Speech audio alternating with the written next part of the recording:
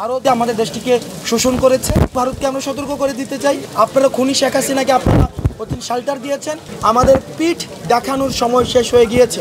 আমাদের যেই আহ্বানটি ভারতের প্রতি রয়েছে সেটি হচ্ছে, ভারত গত 16 বছর ধরে এক ধরনের অসমতার ভিত্তিতে আমাদের দেশটিকে শোষণ করেছে এবং বিগত যে সরকারটি আমাদের দেশে ছিল তারা হচ্ছে ক্ষমতার বিনিময় মূল্যে ভারতকে অনেক অসম সুযোগ দিয়ে এসছে।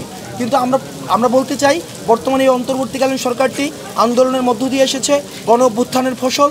250-টিরও বেশি ডিজাইন অপশন নিয়ে ওয়ালটন স্মার্ট ফ্রিজ, বোঝে আপনার প্রয়োজন। গণ অভ্যুত্থানের ফসলের যে সরকারটি হয় তাদের কোনো ক্ষমতার বিনিময় মূল্য ভারতকে দেওয়ার কোনো প্রয়োজন নেই। এবং ভারতকে আমরা সতর্ক করে দিতে চাই, ভারতের সাথে আমাদের পরবর্তীতে যেই সম্পর্কটি হবে সেই সম্পর্কটির ভিত্তি হবে এখন ভারত আমাদের সাথে কী ধরনের আচরণ করছে। আমরা ভারতকে বলতে চাই, আপনারা খুনি শেখ হাসিনাকে আপনারা অতীন শাল্টার দিয়েছেন এবং শাল্টার দিয়ে কোনো ধরনের বিনা নোটিশ ছাড়া আপনারা ওয়াটার গেটগুলোকে খুলে দিয়েছেন এবং ওয়াটার গেটগুলো খুলে দিয়ে আমাদের যে রাষ্ট্র সংস্কারের কাজটি রয়েছিল এই রাষ্ট্র সংস্কারের কাজটিকে আপনারা আরও বেশি সংকট থেকে আরও বেশি সংকটতর করে তুলেছেন।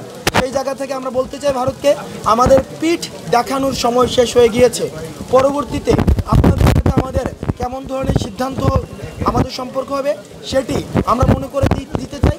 চিকেন নেক কিন্তু আমাদের ভারতের উপরে আমাদের উপরে পূর্বাঞ্চলে রয়েছে, সুতরাং চিকেন নেকের দিকে তাকিয়ে এবং এই সামগ্রিক এই অঞ্চলগুলোর আপনারা স্থিতিশীলতা বজায় রাখার জন্য এমন কোনো সিদ্ধান্ত নেবেন না যেটি আমাদের পারস্পরিক সম্পর্ককে আরও বেশি সংকট থেকে সংকট করে তোলে। ভোটের যে বিষয়টি রয়েছে, আমরা চাইলেই কিন্তু এখন 20টা ভোট 30টা ভোট পাঠিয়ে দিতে পারি না।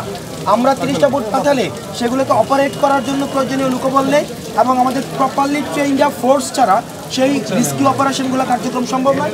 সেই জন্য আমাদের 3 বাহিনীর সাথে সমন্বয় করে সেই ভোটগুলোকে পাঠানো।